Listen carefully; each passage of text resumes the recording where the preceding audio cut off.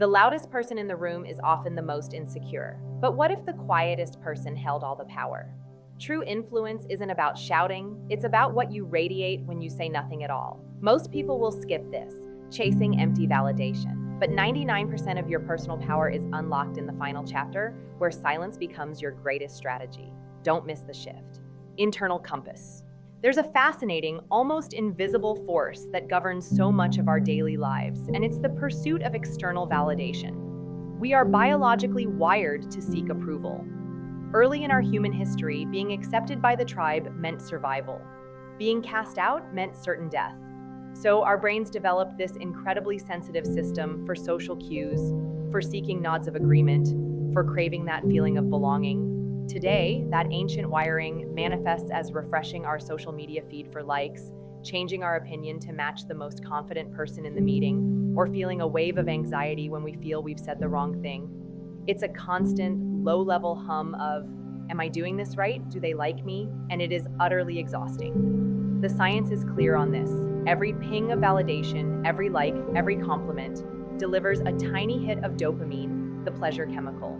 We are, in a very real sense, addicted to the approval of others, and the world is designed to feed that addiction. But what happens when we decide to break that cycle? What happens when we intentionally shift our focus from the external world to our internal one? This is the first, most critical step in allowing things to fall into place. It's about calibrating your own internal compass. Imagine for a moment that for your entire life, you've been navigating with a compass that constantly spins, always pointing toward the loudest, most dominant magnetic force in the room. You'd be pulled in 1,000 different directions, never charting your own course, always reacting to the pull of others.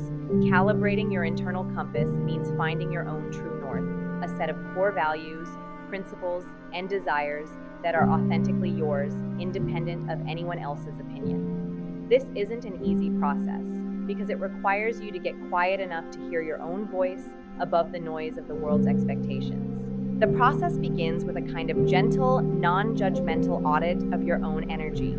For 1 week, I want you to pay close attention to what energizes you and what drains you. Not what you think should energize you or what other people say is fun, but what truly, genuinely lights you up from the inside. Is it a quiet morning with a book, a deep one-on-one conversation, solving a complex problem at work? Similarly, notice what leaves you feeling depleted, resentful, or hollow. Is it large group gatherings? Small talk? Saying yes to a favor you didn't have the energy for? This data is invaluable. It's the raw material for understanding your own unique operating system. Most of us are so busy trying to fit into a system designed by others that we never take the time to read our own user manual. This is step 1. Once you have this data, you can begin to make small, intentional choices that honor your own energy. This is where the real work lies. It's choosing to leave the party a little earlier, even if others are just getting started, because you know your social battery is low. It's speaking up for your idea in a meeting, not because you need everyone to agree with it, but because it feels true to you and you believe it has value. It's choosing a weekend of quiet reflection over a loud, busy trip, because your inner world needs tending. Each of these small acts is a vote for yourself. It's a declaration that your own well-being, your own energy, and your own inner voice are more important than conforming to an external expectation. It feels selfish at first because we're so conditioned to be people pleasers, but it's not selfish, it's sustainable.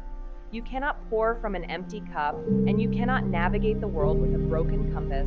By focusing on yourself, you're not shutting the world out. You're finally building a solid foundation from which you can engage with it in a healthy, authentic, and powerful way. Strategic silence. Now let's talk about one of the most misunderstood and underutilized tools in all of human interaction: silence. Our culture often treats silence as a vacuum, an awkward void that must be filled immediately with words. If there's a pause in conversation, we rush to fill it. If we're asked a question, we feel an immense pressure to answer instantly. We believe that being quick, articulate, and constantly engaged is a sign of intelligence and confidence. But the research points in a fascinatingly different direction. True power, true confidence, doesn't feel the need to fill every space. It is comfortable with the pause. It understands that silence is not the absence of communication. It is a powerful form of it. This is the shift from reactive talking to strategic silence, and it will fundamentally change how people perceive and respond to you. Think about the most charismatic and influential people you know. Do they nervously chatter, filling every available second with sound? Or do they tend to speak more deliberately? They listen more than they talk. They take a moment to consider a question before answering. When they do speak, their words land with more weight, more impact, precisely because they are not diluted by a constant stream of filler. There's a study that looked at perceived authority in business negotiations, and it found that individuals who were comfortable with longer pauses before speaking were consistently rated as more confident and in control.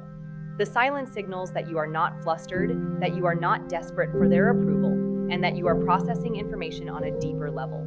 It forces the other person to lean in, to wait for your response, subtly shifting the power dynamic of the entire interaction. Here is a simple, actionable technique you can start using today. I call it the power pause.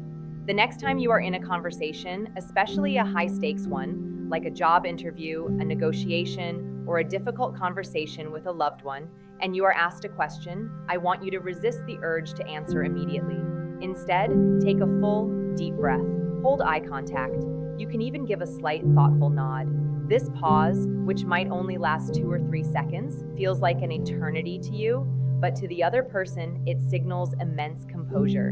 Internally, it gives your prefrontal cortex, the logical, reasoning part of your brain, a moment to catch up with your limbic system, your emotional brain. This prevents you from having an emotional, reactive response and allows you to formulate a more thoughtful, strategic one. It is a moment of self-regulation that radiates outward as pure confidence. This principle extends beyond just conversational pauses. It applies to how you communicate your boundaries and decisions. So often, when we have to say no to something, we feel this overwhelming need to over-explain, to justify, to apologize for our decision. We launch into a long monologue about why we can't, hoping the other person will understand and not be upset with us. But this actually weakens our position. It communicates that our no is negotiable, that we are uncomfortable with our own boundary. A strategically silent no is far more powerful. A simple, thank you for the offer, but that doesn't work for me, followed by a calm silence, is incredibly effective. The silence is the boundary. It communicates, this is my decision, and I am not seeking your approval or debate on the matter. It's not aggressive or rude. It's clear and self-respecting. People learn how to treat you based on the cues you send, and strategic silence sends the cue that you are a person who is clear, confident, and respects their own time and energy. It's a game changer. Effortless magnetism. When you combine a well-calibrated internal compass with the practice of strategic silence, something truly remarkable begins to happen. You stop chasing and you start attracting. This is the phase where everything begins to feel like it's falling into place, not through brute force or relentless effort, but through a kind of effortless magnetism. It's a fundamental shift in your social and professional gravity. We've all felt this. There are certain people who walk into a room, and without saying much, they seem to draw others toward them. They have a presence, a certain calm centeredness that is incredibly compelling. This isn't some mystical, unlearnable trait they were born with. It is the direct result of doing the internal work and mastering the art of quiet confidence. They are not performing for the room, they are simply being in it, and that authenticity is what creates the pull. The science behind this is rooted in our deep-seated need for certainty and safety. Our nervous systems are constantly scanning our environment and the people in it for cues of threat or safety. Someone who is anxious, needy for validation, and constantly talking to fill space is sending out subtle signals of dysregulation. Their energy feels chaotic, and on a subconscious level, it can make us feel a little bit on edge. Conversely, someone who is grounded in their own values, who doesn't need anything from you, and who is comfortable in silence, radiates an aura of calm and self-possession. Their regulated nervous system has a co-regulating effect on those around them. We feel safer, more relaxed, and more at ease in their presence. We are naturally drawn to that feeling. This is why you no longer have to fight to be heard or scramble for a seat at the table. Your presence alone begins to command respect and invite connection. This magnetism has a profound filtering effect on your relationships. When your primary mode of operating was seeking external validation, you likely attracted people who were either also seeking validation or people who were happy to give it in exchange for something. People pleasers, takers, and those who thrive on surface-level interactions. When you make the shift, that entire ecosystem changes. People who are accustomed to you over-explaining or immediately agreeing with them will find your new, quiet confidence unsettling. Your boundaries, communicated with calm silence, will feel like a wall to them, and that's a good thing. They will naturally filter themselves out of your life because you are no longer a reliable source for what they need. At the same time, you become a magnet for other secure, authentic individuals. People who are also operating from a place of internal validation will recognize a kindred spirit in you. They will appreciate your thoughtful pauses, respect your clear boundaries, and be drawn to the depth of your character. Your connections become fewer, but their quality deepens exponentially. The same principle applies to your career and your opportunities. In a professional setting, desperation is a repellent. Chasing a promotion, constantly talking over others to prove your worth, or being overly agreeable to curry favor, these behaviors signal a lack of confidence. But when you focus on doing excellent work that is aligned with your own values, your internal compass, and you communicate your ideas with thoughtful, deliberate weight, your strategic silence, you become a figure of authority and competence. Opportunities start coming to you. People seek out your opinion. You are invited to projects not because you were the loudest, but because you were the most centered and impactful. It feels like magic, like things are just falling into your lap, but it's not magic at all.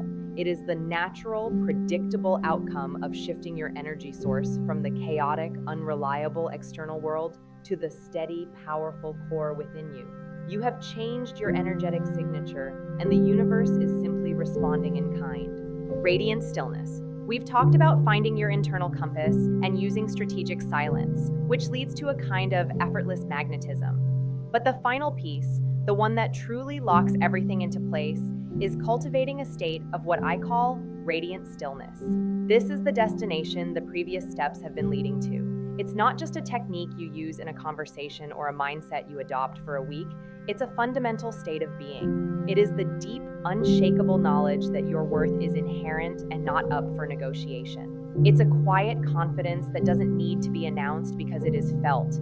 This is the power that 99% of people never access because they are too busy making noise, hoping the world will finally pay attention. The ultimate secret is that the world doesn't respond to your noise, it responds to your stillness.